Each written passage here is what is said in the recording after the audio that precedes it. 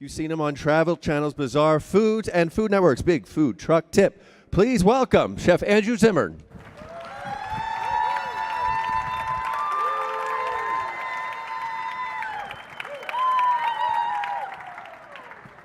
It is 11 o'clock in the morning. I expect you to be a little more lively than that. How's everyone doing? I'm preheating these lovely woks up here for a minute,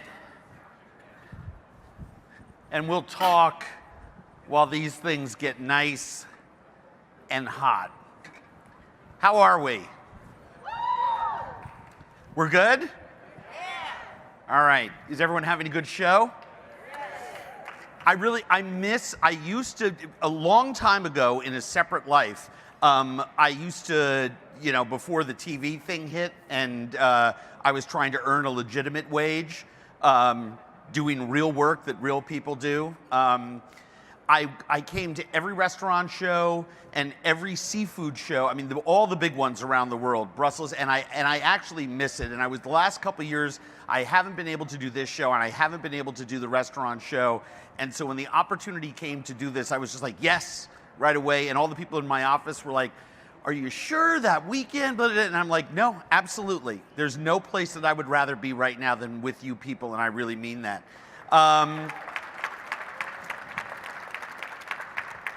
The other thing that I really like about what we're going to do today, and I want to save some time for some question and answer and to have a little conversation, is I like demystifying things. I mean, whether that's in my television work, in my culinary work, restaurants, anything that I do, I like taking things that are complex and lifting the curtain off of them to show people that it's really not that complex at all. And one of the things that most people don't think that they can cook at home is Chinese food. And the one thing in the Chinese food realm that they don't think that they can do a very good job with is wok toss dishes.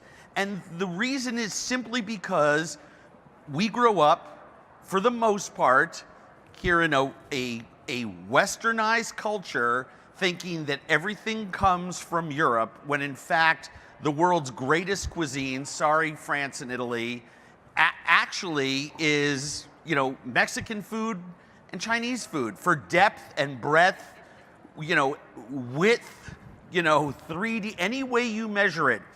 The most techniques, the greatest varied number of ingredients. In the case of Mexican food, that includes pre-contact foods with the Spanish. The Aztec cuisine in that country is as deep and rich as you could ever possibly imagine. And I think if I had to pick one cuisine that sat above all others, just in terms of insane range, use of ingredients and techniques, it would be Chinese food. It is the most advanced food culture of any kind in the world. And as Westerners, though, and especially over the last few generations, as we have become addicted to speed and quickness, we've gotten away from the fastest type of cooking that there is, which is wok cookery. And the great thing about it is that we're hearing all the time, we need to spend more time with our families doing things. The average amount of time spent at dinner 40 years ago was 76 minutes. It is now 18 minutes, okay? Kids have to go to sports practice. Both parents are working. I mean, we see it. Our lives have sped up immensely. So why not spend fun time with your family in the kitchen, which I think is the greatest missed opportunity for people in the world, and let's do it by prepping food together that then comes together really fast. I think the wok is absolutely ideal. So, end of lecture. That's just my 2 cents. All right, good night. See you later. This is a super simple wok toss dish that I think you're absolutely going to love. These beautiful woks. Are you familiar with the company Hammerstall? They have, Great stuff. I use them all the time. I use them at home. I use them in our test kitchen. I use them everywhere. Their new Heritage Steel product is absolutely unbelievable. I happen to love stainless steel for woks. You can get woks in, I mean, they make them out of everything. I actually once cooked in a wok made out of bamboo. It only had one use, but I made it on a survival show, and I just burnt the crap out of it in the fire, but it worked. These are incredible, super durable, easy to clean, but what I love most about them is obviously the way they carry the heat. Because for wok cooking, that's really what it's all about. Now, these are thick enough that they don't burn the food or blacken it, but they get hot enough that they scorch it. And that's what gives you that breath of the dragon, that signature aroma and flavor that comes with great wok cookery. You just have to let it preheat. I find that American home cooks make 3 mistakes universally across the board. 1, they don't preheat their pans for long enough because they're afraid to. 2, they work too small cutting board, too small a bowl, right? I use bowls where my stuff sits in the lower third of them, so when I stir, right, I'm not throwing food all over the place. I don't use a bowl where everything is mounded up on top. So get big bowls. They make life so much easier. You get your hands in, you can mix stuff up, stuff doesn't fly all over your board, and of course, most cooks in this country don't taste their food enough.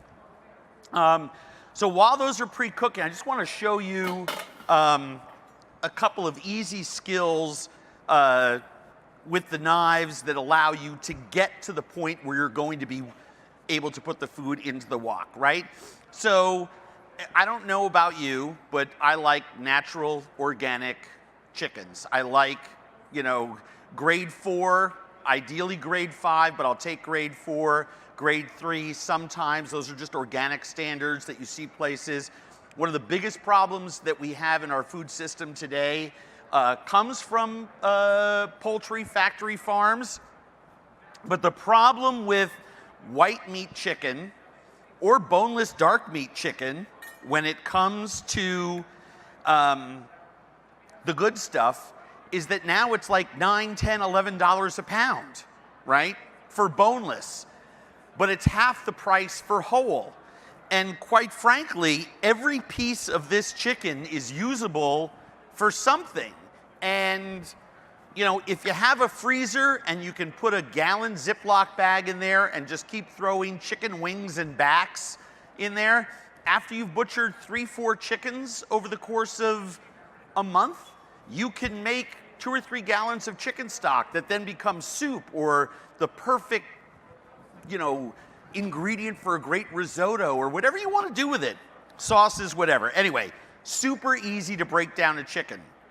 I happen to love Shun knives. They're fantastic. I'm going to be, by the way, shameless plug, I'm going to be in the Hammerstall booth and the Shun booth later this afternoon, so check out my Instagram. It's got all the times there, @ChefAZ. I can do everything pretty much with one knife. But most home cooks find it really, really tough. I have a problem with chefs who get up in front of an audience and say, I can do everything in the world with this knife. Well, yeah, of course we can, because we've been cooking for 40 years, right? Paring knives have their place. Serrated knives have their place. A really important knife that you have to have is some kind of flexible knife that you can bone a chicken with, right? Super, super simple. All that you got to do is cut your thighs away from the chicken body and just expose the bone there. Lay this on the side. The flexible knife allows you to push against the bone so that you get both sides of the thigh there. If you see someone bone chicken thighs and it doesn't have 2 little ridges like camel humps there, they've left all the meat on the chicken. You don't want that. A nice flexible knife gets in there and lets you press against the bone and take those 2 oysters out, right? Super, super important. Switch knives. Let your knife fall on either side of the keel bone. And then you need your flexible knife. Because that flexible knife allows you, I could do it blindfolded. It presses against the rib cage. It presses against the wishbone. And you can take all of the breast off with the wing attached if you want. You can then cut the 2 pieces off if you want to do that. You can take this little wing drumette, whatever you call that piece, and just push it down a little so if you want to sear a breast or grill it and have that little fancy bone sticking up, you can. All of this extra trim goes in my bag in the freezer for stocks. All of this comes right off, and then this frame goes right into that bag for stocks and soups, right? Super, super, super simple. When I have my breast, boneless, or thigh, but thigh takes longer in the wok. Skin, make sure you leave that yummy, crispy, great for croutons, for salads. A few universal cuts. I like breasts in fourths, especially on a chicken that's in between 2 and 3 pounds. And just come the other way down there, and you have nice bite-sized chunks, and those chunks can be marinated. Do we have any water anywhere? Ah, found it. Let's practice good bacteriological control, shall we? All right. JP, do you want to grab the other one of these for me? Thanks. So that's super easy how to bone a chicken. We have marinated our chicken in Doubanjian, also called Douban. This is fermented chili bean paste. It goes by a dozen names because there's so many regions in China that make this, but it's chilies, soybeans, sometimes a couple other seasonings in there, left to ferment for a long time. So if you love fermented hot sauces, you should be cooking with this all the time. Thank you, chef.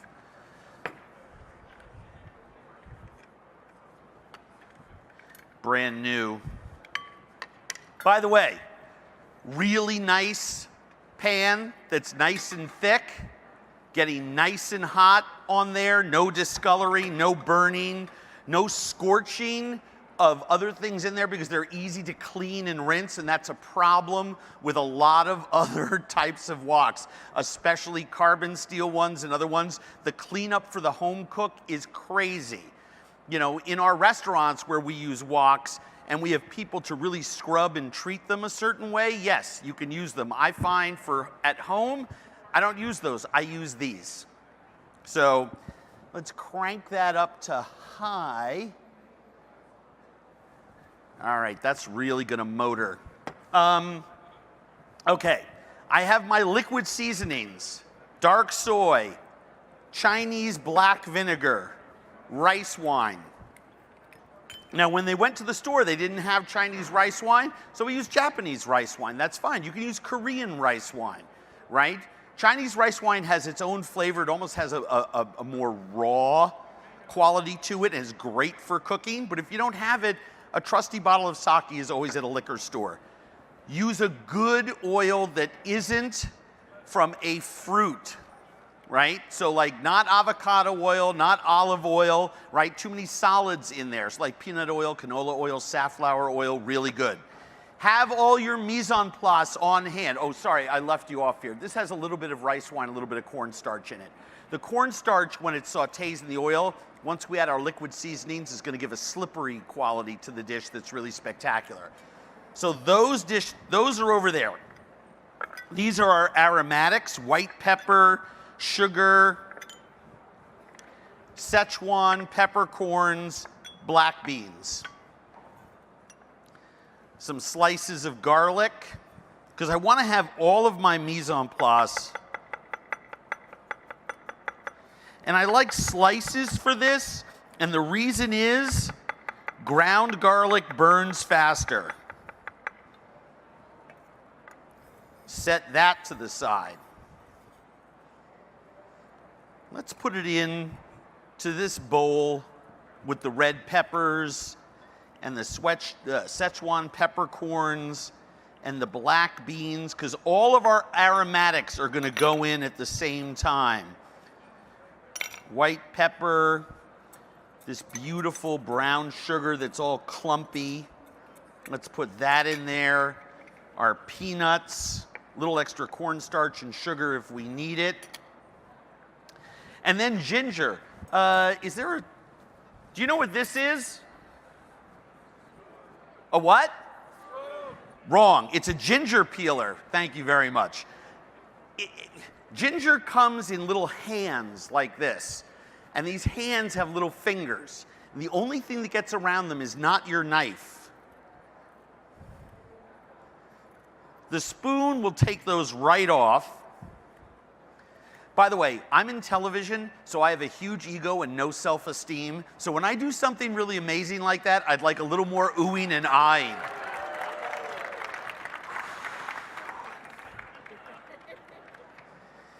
But I want to show you, with the tip of my spoon, I can actually get in between. And if there's any parents out there, once you show your kids how to do this, obviously there's no knife involved, they love it. And then you push down with the spoon to take out that other little piece of skin in between. So you can actually I could clean this whole thing in 1 minute. And then whether it's a microplane or a knife, and all of these peelings go right over there. Now, I happen to love ginger, but big pieces like that sometimes get a little woody depending on the age of your ginger. So I just lay my flat slices on the board and just cut it into thin needles.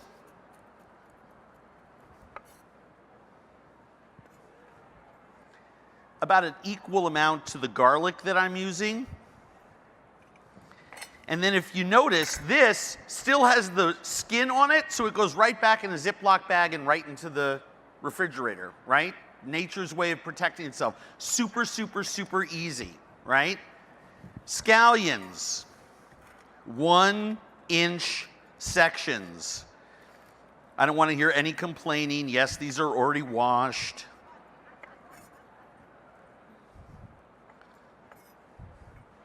Let's take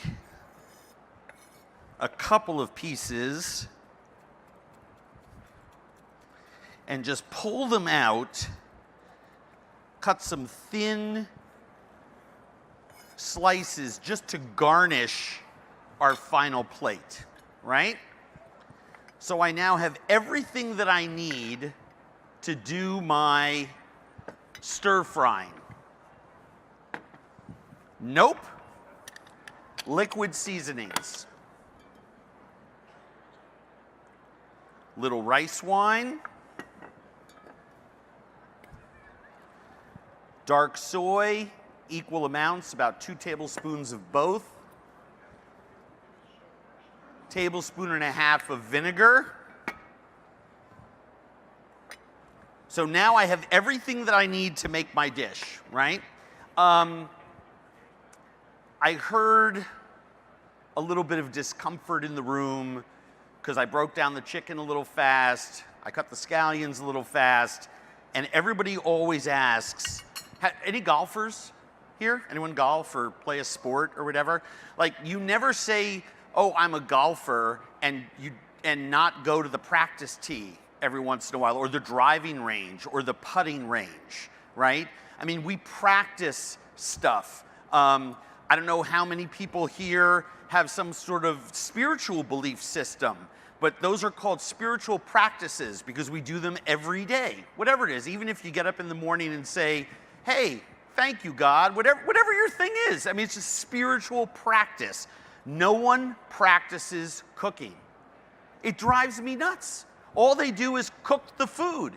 But if you want your food life to be more efficient, because everyone is time poor, right? We're all time poor, right? You have to learn how to cut stuff. And so I'm always telling people, like, just practice. I mean, one rib of celery, one carrot, and one onion a day in 1 week, one of each in 1 week, you will double your knife skill speed, and you'll actually learn what the different cuts are. And it will make your life so much easier. So I want to show you really quickly, since I have a good knife. And look at, I mean, this is, I'm telling you right now, you take 99% of the pans that are around this incredible sprawling mega city, and you preheat it, and you're gonna see stains and deficiencies light up as you preheat this. And I have this thing on as high as it's, I mean, for 15 minutes, this thing has been preheating. I'm gonna have to turn it off just to put the oil in. That's how hot it's gonna be. And this pan is just so rugged. Let's lower that. First thing that I wanna show you how to do, and sometimes I put these in that Ziploc bag with my chicken parts and the scallion ends, because it all makes great stock, right? Is I wanna cut my celery, let's say, in 1.5 inch lengths. And then I wanna cut that in 1/4 inch sections. So now I have what are called batons, right? 1 to 1.5 inches by 1/4 inch. Then if I lay those batons down and I cut them at 1/4 inch intervals, I have a perfect dice, right? So I've gone from batons to dice. Super, super, super simple. With a carrot, just easier to show you alumettes with this. There's another series of cuts that you can make. Just cut these anywhere between 1/8 and 1/16 of an inch. Stack them. You can use them as flat panels on things. And then cut it in the same width, and you have alumettes or matchsticks of carrots that you could use in the wok, in the salad, whatever you want. Did I see Coca-Cola back there? Can you grab me one? My whistle needs wetting. And then if you cut that, keep the point of your knife down on the board, and you cut those alumettes in 1/16 or 1/18 of an inch. Sorry, 1/8 or 1/16 of an inch. You have brunoise. It's super, super simple. Do that with a carrot and a celery, and dice 1 onion 1 time a day. And then you can just put it all in the freezer, and at the end of the week, you can make vegetable soup in your blender. It's so easy. With the chicken stock that you have. So it's not gonna go to waste. It's gonna be a great meal for your family. Your knife skills, you will double the speed of your knife skills, and that is, to me, one of the biggest disconnects that most home cooks have with cooking. And the reason is that everything takes too much time because we're so time poor, right? Okay, so let's get this out of here because I love this. I'm going to actually plate up in there. All righty. First thing that we're going to do is cook our chicken. So I just want to give it a stir, and the reason I want to give it a stir is so that it doesn't all fall into one piece in the wok. I start pouring high in there, right? And then I spread my chicken out and actually let it have contact with the sides of the pan, and then turn that back up. Now, the reason that I love cooking in woks, even when I'm doing like 4 chicken breasts whole for like a sauteed chicken breast dish, is that this wok is actually an 18-inch pan that's just curved up. And, you know, when it's made out of good stainless steel, this heritage steel wok actually is transmitting heat up the sides. So the chicken, I don't know if you can see this, but the chicken here on the edge is browning just like the chicken in the bottom of the pan. Maybe 5% less because thermal momentum, right? Hot air rises, heat rises through the steel. This heritage steel is just a brilliant way to conduct heat. But what's amazing to me is how comparable the temperature of the pan is here as is here. And that's what the difference between a good pan and one that's less good, right? You want even distribution of heat in your pan. So now this is cruising along, and I want to get good smoky wok intensity on this. So I'm just going to leave it. That's all I'm going to do, is just leave it. Most people at home, number 4 mistake that most of us make is playing with our food. We get so worried about it that we think by poking it, we're actually doing something good. You're not. You're disrupting the cooking process. Just let the food continue to cook in there. The food will tell you when it's time to play with it. We have 5 senses. We use them all when we're cooking, right? Touch things. Oh, that's hot, right? Oh, that's soft. Oh, that's firm, right? Oh, that's yummy. We see food, right? We taste food.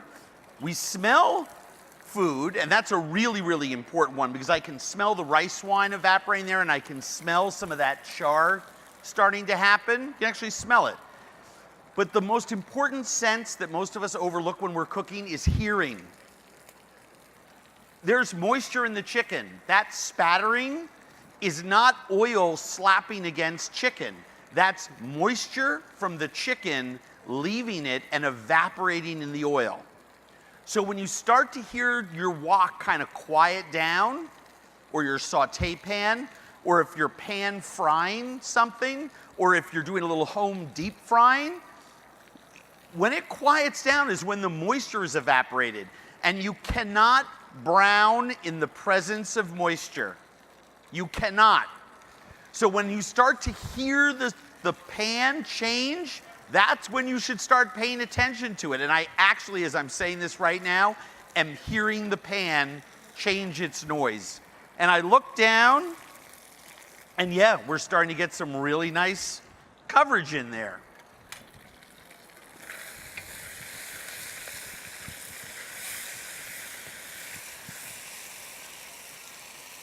And let's hold that piece up. Can everyone see that? That is browned, okay? It's not beiged, okay? Beijing is a city in China. Browning is a recipe term. Don't beige your food. Brown your food. Brown is beautiful. This is what you want, right? Push your chicken to the side of the pan. Because remember, you have all of that wonderful heat conducting there. If you need to, add a little bit more oil. I added another teaspoon, just because I know what's going to happen in there. Next thing I do is add your aromatics. Black beans, garlic, ginger, white pepper, sugar. And these black beans are fermented black beans. They cost 99 cents a bag. The bag will make 10 dishes that require Chinese fermented black beans in them. If you have these 4 ingredients and Chinese black beans in the house and you have some ginger in the vegetable keeper, you can cook 45% of all the dishes in any Chinese cookbook. And all I'm going to do is stir these together. Because I want them to cook. And I don't want my ginger and my other ingredients to burn. Oh. Anyone see that? That was hysterical. I was grabbing the side of my wok with this, but I have the flame on so high, it lit my towel on fire. Do you remember that time that Andrew Zimmern burned down McCormick Center? Oh my God, we were there. It was so funny. We had such a good time. He was hysterical. So now, you hear all the time about woks that require a ton of BTUs to work. And that is correct. In our restaurant back in Minneapolis at Lucky Cricket, if I'm doing this dish, it's already done, right? Because we have about 3 times the BTUs here. It just happens a lot faster.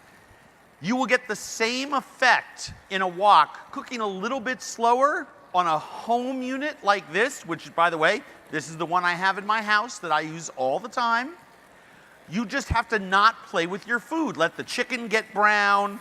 Let all of that wonderful roasty, toasty stuff happen in the pan. You can see that beautiful glazing, so I've got the right mouth feel in this dish. I can smell the Szechuan peppercorns. I'm going to add the toasted peanuts. If someone has a peanut allergy in your house, please don't use peanut oil or peanuts. Sometimes you got to tell people. Scallions.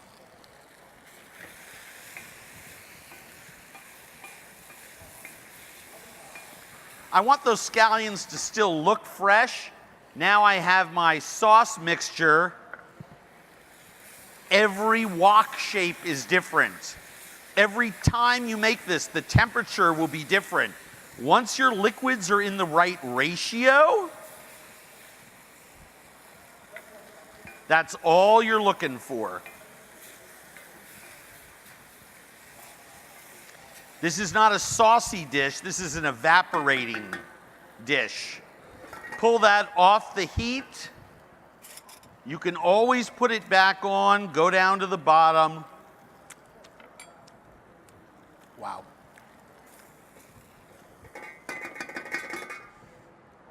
Delicious.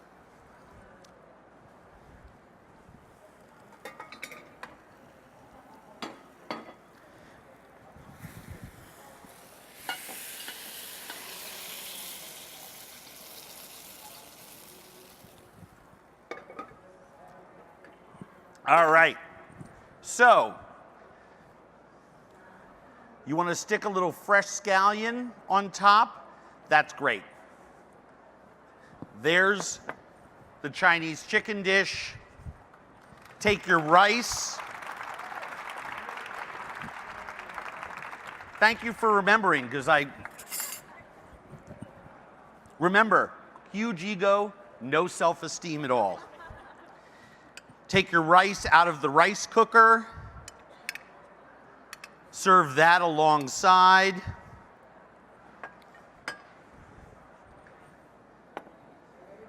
That is so beautiful, even I'm going to take a picture of it. Don't you hate people that are constantly taking pictures of their food? All right, beautiful people, cheer. You're the best. So that's like a simple, easy dish, and if I wasn't talking the whole time, it would have been really even easier. And we have to exit the stage because someone's coming after me. Is Aisha coming after me? Someone's coming after me? I know someone is. But I'm happy to take a couple questions for a couple of minutes because we have a few moments. Yes, sir. In your TV show, you say, if it looks good, eat it. Yes. But have you ever seen something that just looked horrible and wouldn't eat it? And have you ever seen something that looked good but was horrible? Yes to all of that. it's a little bit of an irony, and I was trying to point out the fact that not everything looks great, but everything is delicious until you try it. Because I'd rather be a good guest than a snotty TV host. So I thought it was funny, and those words came out of my mouth the very first time, during making of the pilot, and they focus group the crap out of these things, and if it looks good, eat it, that's hysterical. And everyone in Las Vegas, 15 years ago when we made the pilot, turned the knob up, and we were like, okay, that's how we close the show, and that's how we closed the show for 13 years and 700 episodes. Yes, sir. Chef, I don't have a question. It's more of a thank you and a statement. At the Food and Wine Festival, Portland Feast, you did a sober dinner. Yeah, we did a sober wine dinner. Yes, my son is an aspiring chef and has had issues with alcohol and drugs, and because of that dinner, he actually works at Urban Farmer and for Rucker, Chef Rucker. And you've It's actually, amazing. I want to thank you as a father. It's a scary industry, but I want to thank you for your participation. I'm a dad too, and alcoholism and drug addiction are physical diseases. Not, both my opinion and the American Medical Association, they're also mental health issues. And we have to do everything we can in this industry that for hundreds of years has taught us that you work 15 hours, and if you put a knife through your hand shucking an oyster the way I did in 1980 in a French restaurant in Paris, you pulled it out, poured cognac over it, wrapped it in gauze or a towel, and worked the rest of the night because I was afraid I'd lose my job. We can't have that anymore. And so dad to dad, thank you. For those that don't know, a bunch of us, there are a lot of people who are very private about their isms. I'm very public and transparent because I think it does a lot of good to tell. I cleaned up pretty well. I'm 27 years and 4 weeks sober, 4.5 weeks sober. And I'm very proud of that. And I like to show people that the alcoholic and the drug addict and the petty thief, I was a user of people and a taker of things. I stole to support my habit. At the end of my career, I was an unemployable mess. And I just wanted to die. I thought I'd failed at life. And I cleaned up pretty good because other people treated me with dignity and respect and allowed me the space to get well.